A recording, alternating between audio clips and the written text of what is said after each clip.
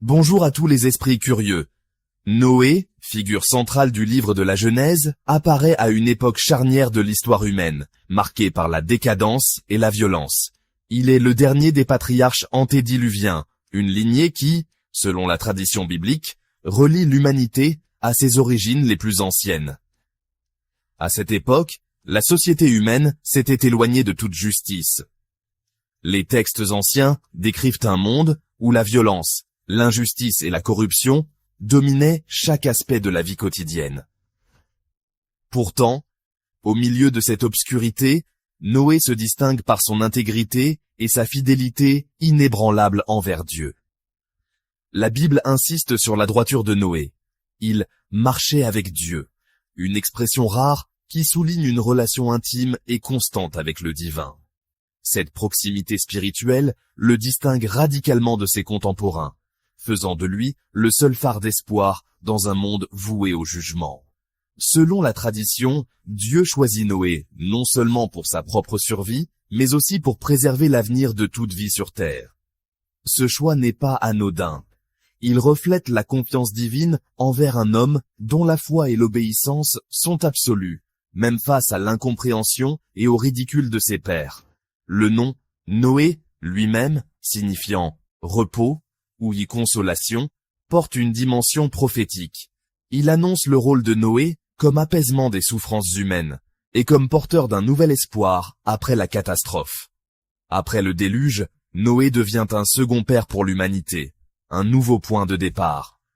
Il incarne la transition entre l'ancien monde, détruit par la corruption, et le nouveau, fondé sur la promesse d'un avenir meilleur. Pour les croyants, Noé est l'exemple ultime de foi, d'obéissance et de persévérance. Son histoire a traversé les siècles, inspirant aussi bien les traditions juives, chrétiennes qu'islamiques, où il est également reconnu comme prophète. L'histoire de Noé ne se limite pas à une catastrophe mondiale. Elle est le récit d'un homme choisi pour porter l'espoir, la résilience et la responsabilité de toute vie, un pont entre la destruction et la renaissance de l'humanité. À la fin de ce premier chapitre, n'oubliez pas de liker et de commenter la vidéo. Si vous n'avez pas grand-chose à dire, mais que vous souhaitez tout de même soutenir la chaîne, écrivez simplement « savoir » en commentaire. Merci de votre soutien, et passons maintenant au vif du sujet. Dans un monde plongé dans la corruption et la violence, Dieu observe la déchéance de l'humanité avec une profonde tristesse. Sa décision est grave, purifier la terre par un déluge sans précédent, effaçant toute vie pour offrir une chance de recommencement. Mais au cœur de cette noirceur, un homme se distingue par sa droiture, Noé. Dieu s'adresse directement à Noé, lui confiant un mandat d'une importance capitale. Il lui ordonne de construire une arche gigantesque, précisant chaque détail. Fais-toi une arche de bois de gopher, tu la diviseras en compartiments, et tu l'enduiras de bitume à l'intérieur et à l'extérieur. Voici comment tu la feras. 300 coudées de longueur, 50 de largeur, 30 de hauteur. Tu y placeras une seule porte sur le côté, et tu aménageras un toit pour la couvrir. Noé, bouleversé mais empli de foi, accepte sans hésiter. Il partage la nouvelle avec sa famille, qui réagit d'abord avec incrédulité et crainte. Malgré les moqueries et l'isolement, ils s'unissent dans l'effort, guidés par la confiance en la parole divine. La construction de l'arche devient un acte d'obéissance et de persévérance, chaque poutre posée étant un témoignage de leur foi. Dieu précise aussi la mission de Noé. Tu feras entrer dans l'arche, avec toi, ta femme, tes fils et leurs épouses. De chaque espèce animale, tu prendras un couple, mâle et femelle, pour qu'ils survivent avec toi. Des animaux purs, tu prendras 7 paires, ainsi que des oiseaux, pour préserver la vie sur toute la terre. Noé et sa famille rassemblent donc les animaux, obéissant scrupuleusement à chaque instruction. Lorsque l'arche est achevée, Dieu ordonne à Noé d'y entrer. Soudain, les sources des grands abîmes jaillissent, et la pluie tombe sans relâche 40 jours et 40 nuits. Les eaux montent, engloutissant les vallées, puis les montagnes, ne laissant que l'arche flotter sur l'immensité. Pendant 150 jours, la terre reste submergée. Toute vie disparaît, sauf ceux que Dieu a choisi de préserver. L'arche devient leur unique refuge, un sanctuaire au milieu du chaos. Noé, sa famille et les animaux attendent patiemment, portés par la foi et l'espérance. Ils contemplent la désolation, mais gardent confiance dans la promesse divine d'un renouveau. L'arche, posée sur le mont Ararat, devient le symbole d'un espoir retrouvé. Elle incarne la fidélité de Dieu envers ceux qui lui obéissent et la possibilité d'un nouveau départ, même après la destruction. Par l'obéissance et la foi de Noé, la vie est sauvée. Un pacte spirituel se noue. Dieu promet de ne plus jamais détruire la terre par les eaux, scellant cette alliance par l'arc-en-ciel. Un nouveau monde s'ouvre, porteur d'espérance et de promesses, où l'humanité est invitée à marcher dans la confiance et la fidélité envers le divin. Après de longs mois à dériver sur les eaux, l'arche de Noé finit par s'immobiliser sur les sommets escarpés des montagnes d'Ararat, marquant la fin du déluge et le début d'une nouvelle ère pour l'humanité. Noé, cherchant des signes de vie, envoie d'abord un corbeau, puis une colombe. Lorsque la colombe revient avec une feuille d'olivier dans le bec, c'est le symbole concret que la terre commence à renaître.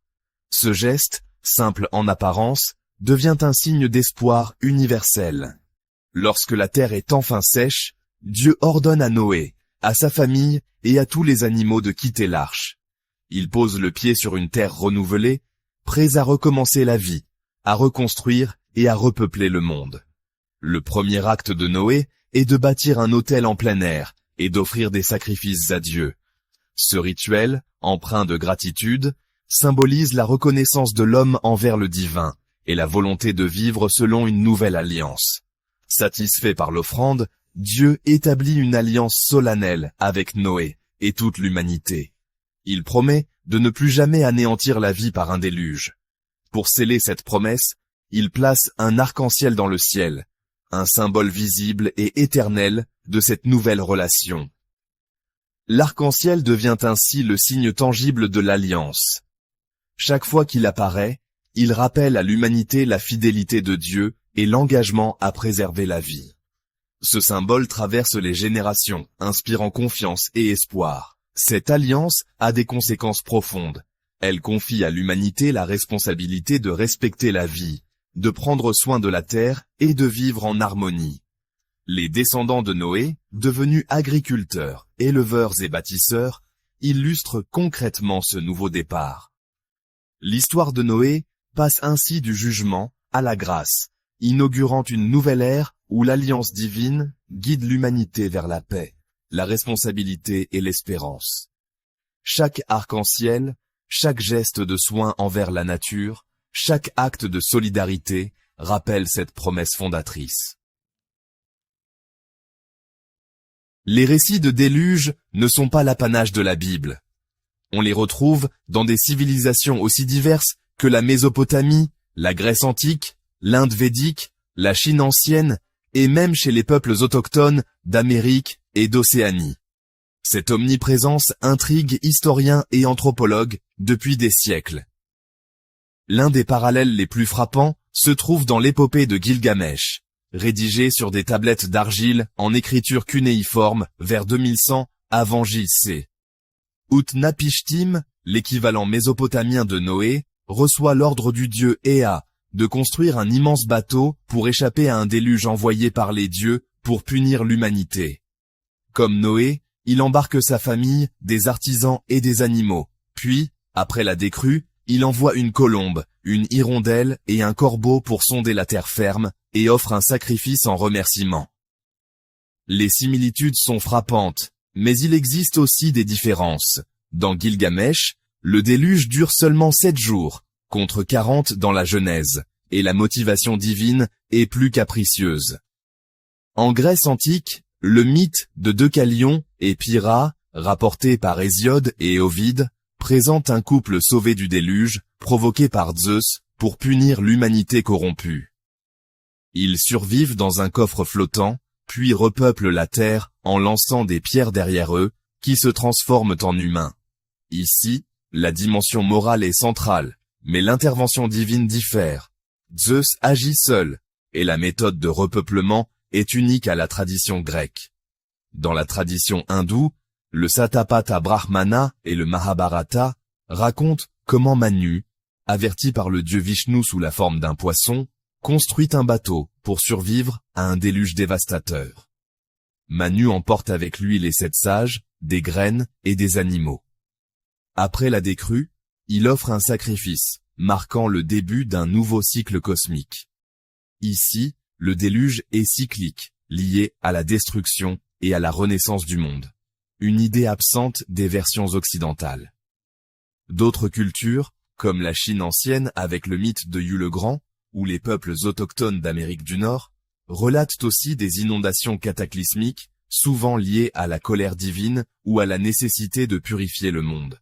Les détails varient, mais le motif du survivant choisi, du bateau ou de la montagne refuge, et du renouveau après la catastrophe, se retrouve partout. Les chercheurs, comme Mircea Eliade ou Joseph Campbell, voient dans ces récits un archétype universel. Le déluge symbolise la destruction nécessaire à la renaissance, un passage du chaos à l'ordre. Certains avancent que des inondations réelles, comme la crue du Tigre et de l'Euphrate ou la montée brutale de la mer Noire, vers 5600 avant J.C., auraient remarqué la mémoire collective et inspiré ces mythes. Malgré leurs différences, ces récits partagent des thèmes fondamentaux, la punition divine, la survie d'un juste, la préservation de la vie et l'espoir d'un nouveau départ. Mais chaque culture y projette ses propres valeurs, ses peurs et ses aspirations. Ainsi, l'histoire de Noé s'inscrit dans une vaste tapisserie de légendes du déluge, témoignant d'une mémoire humaine partagée, mais aussi de la diversité des réponses à la question du mal, du salut et du renouveau à travers les âges. L'histoire de l'arche de Noé a traversé les siècles, donnant lieu à une multitude d'interprétations, symboliques, historiques, scientifiques, mais aussi philosophiques et personnelles. Pour les théologiens, le récit est avant tout une leçon de foi, de justice et de rédemption. L'obéissance de Noé, face à l'incompréhension de son époque, incarne la confiance absolue en Dieu et la promesse du salut. Historiquement, de nombreuses expéditions ont tenté de retrouver l'arche sur le mont Ararat, mais aucune preuve matérielle n'a jamais été confirmée. Certains chercheurs suggèrent que le récit s'inspire de souvenirs collectifs, de catastrophes naturelles anciennes. Du point de vue scientifique, la majorité des experts considèrent l'histoire comme un mythe fondateur. Les défis géologiques et biologiques d'un déluge mondial littéral sont immenses. La diversité des espèces, la distribution des fossiles et la datation des couches sédimentaires ne correspondent pas à un événement unique et global. Certains historiens avancent que le récit de Noé pourrait s'inspirer de grandes inondations régionales, comme celle du Tigre et de l'Euphrate, ou du déluge mésopotamien décrit dans l'épopée de Gilgamesh. Cette hypothèse fait le pont entre la foi et la science, en ancrant le mythe dans des événements réels. Les interprétations littérales, comme la géologie du déluge, sont aujourd'hui largement rejetées par la communauté scientifique. Pourtant, certains groupes continuent de défendre une lecture stricte du texte, alimentant le débat entre science et religion. Au-delà des faits, la puissance du récit réside dans son message universel de renouveau, d'espoir et de solidarité face à l'adversité. Pour beaucoup, l'histoire de Noé invite à réfléchir à notre responsabilité envers la nature et les générations futures. Ainsi, le récit de Noé demeure un pont vivant entre la foi, le mythe, la science et l'expérience humaine. Chacun y trouve une source d'inspiration, une énigme à explorer, ou une invitation à la réflexion personnelle.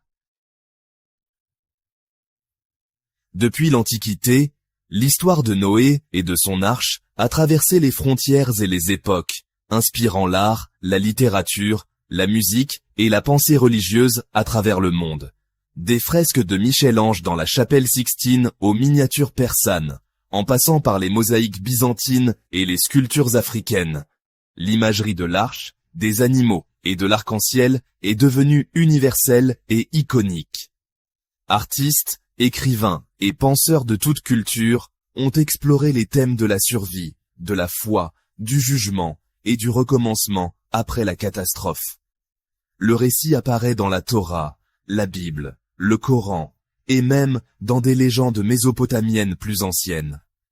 Dans le christianisme, le judaïsme et l'islam, l'arche symbolise la protection divine et l'espoir d'un nouveau départ.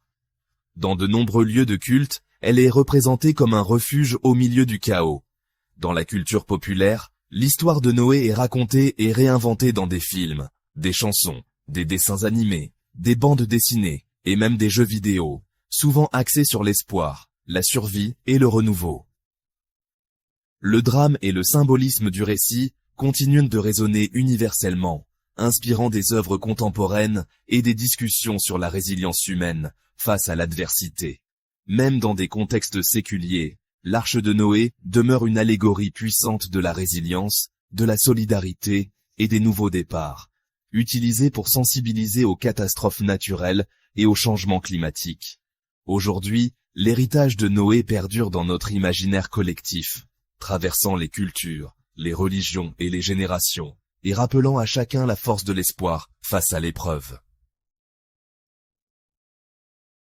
L'histoire de Noé regorge de détails fascinants et de mystères souvent ignorés, qui traversent les siècles et les cultures. Par exemple, la Bible ne nomme jamais la femme de Noé, mais selon des traditions juives et islamiques, elle s'appellerait Emzara ou Nahama. Certains manuscrits anciens suggèrent même qu'elle aurait joué un rôle clé dans la préservation des plantes et des remèdes médicinaux à bord de l'arche. Le fameux bois de gopher, utilisé pour construire l'arche, reste un mystère. Des chercheurs ont proposé qu'il s'agisse de cyprès, de résineux ou même d'un bois disparu. En Turquie, des fragments de bois anciens, découverts sur le mont Ararat, ont alimenté les spéculations sur l'existence réelle de l'arche. Contrairement à la croyance populaire, le déluge aurait duré plus d'1 an, selon le récit biblique.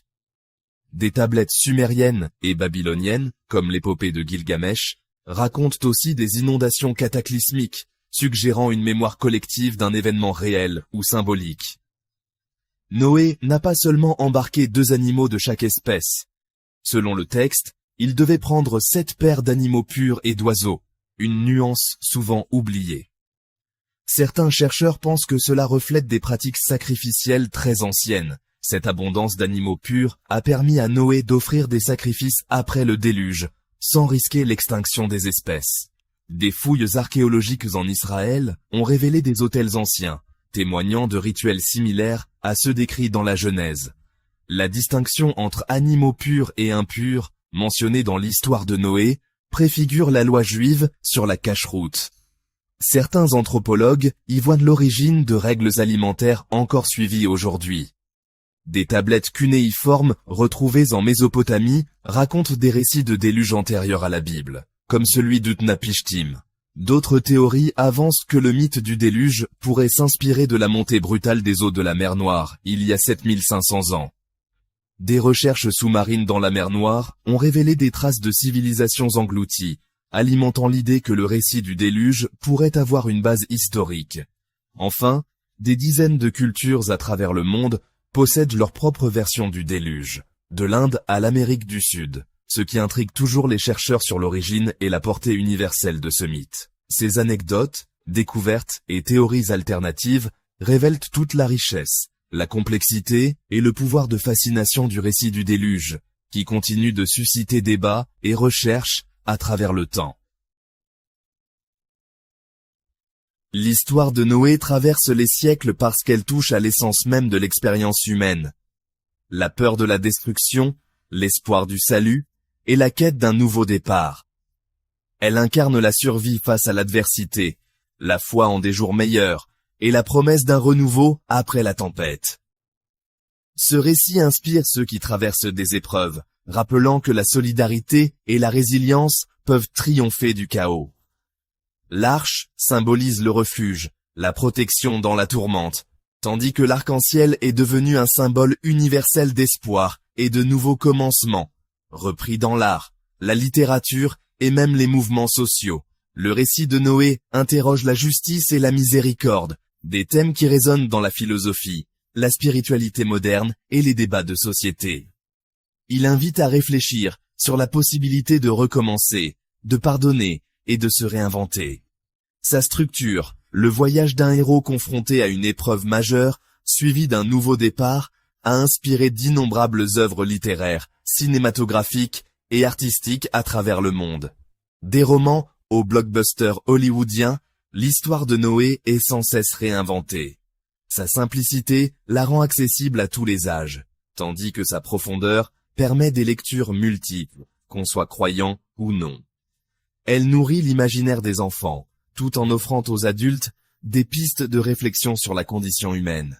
Aujourd'hui, l'histoire de Noé inspire aussi des mouvements écologiques et humanitaires, rappelant l'importance de protéger la planète et de croire en la possibilité d'un avenir meilleur. Ce message intemporel de seconde chance, d'espoir et de renouveau explique pourquoi l'histoire de Noé continue de nous captiver, d'inspirer la culture populaire, la littérature, le cinéma et la spiritualité moderne, génération après génération. Merci d'avoir regardé. Si tu veux faire partie de la prochaine exploration, pense à t'abonner et à activer la cloche de notification. Et comme toujours, continue à apprendre.